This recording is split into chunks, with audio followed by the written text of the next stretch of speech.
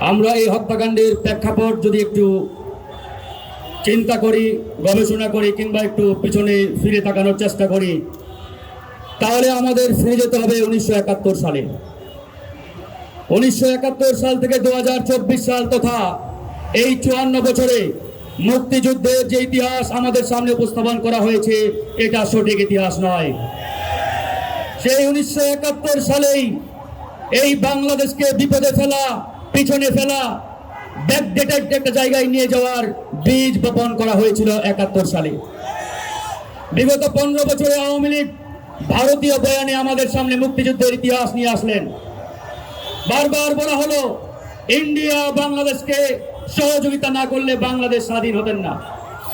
আওয়ামী লীগের এই বয়ানের সারমর্ম হলো 1971 সালে বাংলাদেশকে ইন্ডিয়ায় স্বাধীন করে দিয়েছে। ঠিক কিনা? এটা কি আসলে সঠিক তথ্য, সঠিক ইতিহাস? 1971 সালে ইন্ডিয়া বাংলাদেশের স্বাধীনতা চায় নাই। ইন্ডিয়া শুধুমাত্র চেয়েছিল বাংলাদেশ পাকিস্তানের কাছ থেকে কাট অফ হয়ে যাক, বিচ্ছিন্ন হয়ে যাক। এরপরে কি হোক? এরপরে তারা আমাদের পেটে চলে আসুক। স্বাধীনতা মানে এটা নয়, ইন্ডিপেন্ডেন্স মানে এটা নয় যে এক দেশের কাছ থেকে মুক্ত হয়ে আর এক দেশের কাছে নির্ভরশীল হয়ে যাওয়া। স্বাধীনতা মানে বিশ্ব দরবারে মাথা উঁচু করে দাঁড়ানো, চোখে চোখ রেখে বার্গেনিং করা বিশ্ব দরবারে। এটার মানে ইন্ডিপেন্ডেন্স, এটার মানে স্বাধীনতা। কিন্তু বাস্তবিক অর্থে 1971 সালে সেটা ঘটে নাই। 1971 সালে শুধুমাত্র ইন্ডিয়া সেটাই বলেছিল। তো যাই হোক বন্ধুগণ, 2009 সালের যে নারকীয় হত্যাকাণ্ড, এই হত্যাকাণ্ডের প্রেক্ষাপট, এই হত্যাকাণ্ড কিভাবে ঘটেছে, কারা ঘটিয়েছে, তা কিন্তু পানির মতো পরিষ্কার। তবে একটা তথ্য এখনো আমি মনে করি জাতির সামনে সেভাবে প্রকাশ হয় নাই কিংবা প্রকাশিত হয় নাই।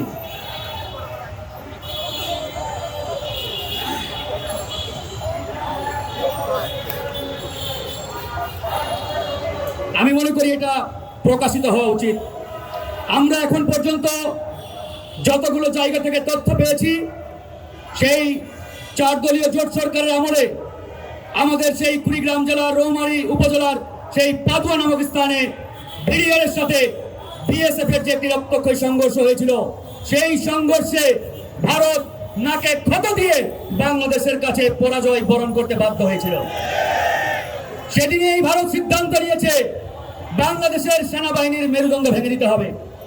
এর পরপরই তারা উদ্যোগ নিল, তৎকালীন 4 দলীয় সরকারের কাছে তারা প্রস্তাব উত্থাপন করলো এরকম একটি ক্লিন মিশন বাস্তবায়নের। কিন্তু তৎকালীন 4 দলীয় সরকারের প্রধানমন্ত্রী বেগম খালেদা জিয়া ভারত তথা রয়ের এই পরিকল্পনায় পা দেন নাই। এই জায়গায় বেগম খালেদা জিয়াকে আমরা স্যালুট জানাই, তিনি দেশপ্রেমিক ছিলেন। 4 দলীয় সরকার সেই রয়ের পরিকল্পনা বাস্তবায়নে কোনোভাবেই সম্মত হলেন না। এরপরে ইন্ডিয়া সিদ্ধান্ত নিল এই 4 দলীয় সরকারকে দিয়ে আমাদের মিশন বাস্তবায়ন সম্ভব নয়। তাহলে কি করতে হবে? বিএনপির এই সরকারকে ক্ষমতাচ্যুত করতে হবে। সেই 4 দলীয় সরকারকে কিংবা 4 দলীয় ঐক্যজোটের সরকারকে তখন থেকেই ক্ষমতাচ্যুত করার পরিকল্পনা বাস্তবায়নে তারা হাঁটি হাঁটি করে সামনে এগিয়ে গেলেন। তারই ফল হিসাবে আমাদের সামনে 111 আসলো। এরপরে 2008 সালের 29শে ডিসেম্বর যে নির্বাচন, এই নির্বাচনে অনেকেই বলেন একটি স্বচ্ছ পরিমার্জিত জনগণের ভোটাধিকার প্রয়োগের মাধ্যমে নির্বাচন হয়েছে। এটি আসলে পুরোপুরি সঠিক তথ্য নয়। ওই নির্বাচনে সূক্ষ্ম ইঞ্জিনিয়ারিং এর মাধ্যমে আওয়ামী লীগকে পরিকল্পিতভাবে ক্ষমতায় আনা হয়েছিল। আওয়ামী লীগকে 2008 সালে ক্ষমতার চেয়ারে বসার 1.5 মাসের মাথায় পিলখানায় এরকম একটি নারকীয় হত্যাকাণ্ড ভারত বাস্তবায়ন করেছে শেখ হাসিনাকে ব্যবহার করে। তাই আমরা বলতে চাই, এই পিলখানা হত্যাকাণ্ডের 1 নম্বর আসামি শেখ হাসিনা, এটা যেমন সত্য, এই পিলখানা হত্যাকাণ্ডের মূল পরিকল্পনাকারী ইন্ডিয়া এবং র। এটাও আজকে আমাদের বোল্ডলি বলতে হবে, সাহসের সাথে বলতে হবে। কিন্তু বড় দুঃখের বিষয়, আফসোস, আজকে এই বিপ্লব পরবর্তী সময় বর্তমান ছাত্র জনতার সরকার, আমাদের বিশ্বাস ছিল, দৃঢ়ভাবে আমরা বিশ্বাস করতাম ডক্টর মোহাম্মদ ইউনূস চেয়ারে বসার সাথে সাথে প্রথম যে নির্দেশটি দিবেন সেটি হবে বেদিয়ার হত্যাকাণ্ডের রহস্য উন্মোচনে একটি স্বাধীন তদন্ত কমিশন গঠন করার। কিন্তু আজকে অনেক মাস পেরিয়ে গেল, আমরা সেই স্বাধীন তদন্ত কমিশন পাই নাই। যখন দেখলাম তারা দোটানার মধ্যে রয়েছে, এরপরে আমি উদ্যোগ নিয়ে ধারাবাহিকভাবে প্রেস ক্লাবের সামনে আন্দোলন করেছি। একাধিকবার স্বরাষ্ট্র উপদেষ্টার সাথে মিটিং করেছি। আমার সাথে মেজর তানভীর হায়দারের ওয়াইফ, এই যে উপস্থিত স্টেজে, তিনিও একবার ছিলেন। যখন প্রথম স্বরাষ্ট্র উপদেষ্টার সাথে মিটিং করি, তিনি বললেন হাইকোর্টের একটি অবজারভেশন আছে, তদন্ত কমিশন করা যাবে না, কমিটি করতে হবে। আমি সেদিন জাহাঙ্গীর সাহেবকে বলেছিলাম আমাদেরকে হাইকোর্ট সুপ্রিম কোর্ট দেখায় না, আমরা আপনার আগে হাইকোর্ট সুপ্রিম কোর্ট ফেস করে এ পর্যন্ত আসছি। এদেশের মানুষ কি চাই সেটাই আপনাকে বাস্তবায়ন করতে হবে। এখানে হাইকোর্ট সুপ্রিম কোর্ট কি বললো এটা মুখ্য বিষয় নয়। তারপরে তাকে বললাম 5 দফা দাবি দিয়ে আসলাম। 1 নম্বর দফা ছিল আপিলিয়েট ডিভিশনের সাবেক একজন বিচারপতিকে প্রদান করে একটি স্বাধীন তদন্ত কমিশন গঠন করতে হবে। যাই হোক, এরপরে তারা একটি কমিশন করেছেন। এই কমিশনও পুরোপুরি শক্তিশালী কমিশন হয় নাই।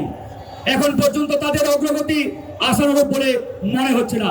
তো যাই হোক বন্ধুগণ, এখানে আর্মির সাবেক অফিসারবৃন্দ রয়েছেন, রাজনৈতিক দলের নেতৃবৃন্দ রয়েছেন। আমরা একটা কথাই বলতে চাই, তরুণ প্রজন্মের মধ্য দিয়ে, তরুণ প্রজন্মের পক্ষ থেকে আমাদের আহ্বান একটাই, এই বাংলাদেশে আগামীতে আর কোনোদিন ভারতীয় তাবেদারি চলবে না। কেউ যদি মনে করে থাকে ওই ভারতকে নম করে, ভারতকে গোলামি করে, ভারতকে পূজা করে ক্ষমতায় আসবো, তাদের জন্য আমরা 5ই আগস্ট নিদর্শন হিসাবে রেখেছি। শেখ হাসিনা ঠিক একই চিন্তা করেছিলেন যে তার প্রভু ওই মোদী সরকার তাকে ক্ষমতায় রাখবে, কিন্তু শেখ হাসিনাকে নরেন্দ্র মোদী ক্ষমতায় রাখতে পারে নাই। তাই প্রত্যেকটা রাজনৈতিক দলের প্রতি উদাত্ত আহ্বান, ওই ইন্ডিয়ার কাছে গিয়ে নম করবেন না, ইন্ডিয়াকে পূজা করবেন না, এদেশের জনগণের শক্তির উপরে আস্থা রাখেন, জনগণের কাছে যান। জনগণ চাইলে সবকিছু করতে সম্ভব, সবকিছু বাস্তবায়ন সম্ভব। এর বাইরে ইন্ডিয়ার দাবিদারি করবেন তো হাসিনার মতো পরিণতি হবে। কথা ক্লিয়ার। আমরা তরুণরা ঐক্যবদ্ধ আছি, ঐক্যবদ্ধ থাকবো। দেশপ্রেমিক রাজনৈতিক দল, সংগঠন, ছাত্র, জনতা, কৃষক, শ্রমিক সকলের প্রতি উদাত্ত আহ্বান, আসুন আমরা নতুন বাংলাদেশ, জনগণের কাঙ্ক্ষিত বাংলাদেশ বিনির্মাণে ঐক্যবদ্ধ হয়ে আমরা আগামীর বাংলাদেশ বিনির্মাণের যে লড়াই, এই লড়াইয়ে সামিল হই। 1971 সালে জীবন দিয়েছি, জনগণের কাঙ্ক্ষিত বাংলাদেশ পাই নাই। 90 সালে এসে আবার জীবন দিতে হয়েছে, তারপরেও কাঙ্ক্ষিত বাংলাদেশ পাই নাই। 24 সালে এসে আমাকে 15 দিনের রিমান্ডে থাকতে হয়েছে, আমার ভাইদের জীবন দিতে হয়েছে, 22 বার হামলার শিকার হয়েছি আমরা। জামাতের সেক্রেটারি জেনারেল রয়েছেন সবচাইতে মজলুম রাজনৈতিক দল বাংলাদেশের। বিএনপির অসংখ্য নেতাকে ফাঁসি দেওয়া হয়েছে, ক্রসফায়ারে দেওয়া হয়েছে, গুম করা হয়েছে। এরপরেও যদি আমাদের বোধোদয় জাগ্রত না হয়, তাহলে বলতেই হয় আমরা দুঃখিত ভাই, আপনাদের জন্য এই বাংলাদেশ নয়। তাই এই 24 সাল পরবর্তী সময়ে সংস্কারের পরেই নির্বাচনের দিকে এগিয়ে যেতে হবে। সংস্কার ছাড়া এই অন্তর্বর্তীকালীন সরকার নির্বাচনের চিন্তা করলে এই সরকারের 12টা বাজিয়ে দেবো। আমরা আর জীবন দিতে চাই না, বারবার জীবন দিয়েছি, আর কত জীবন দেব?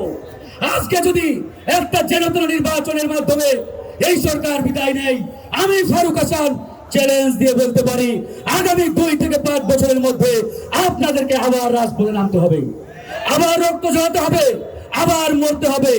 আমরা আর রক্ত ঝরাতে চাই না, আমরা আর মরতে চাই না। তাই জনগণের কাঙ্ক্ষিত বাংলাদেশ বিনির্মাণে প্রয়োজনীয় সংস্কার করেই নির্বাচন দিতে হবে। কথা লাউড এন্ড ক্লিয়ার। আল্লাহ হাফেজ। বাংলাদেশ জিন্দাবাদ।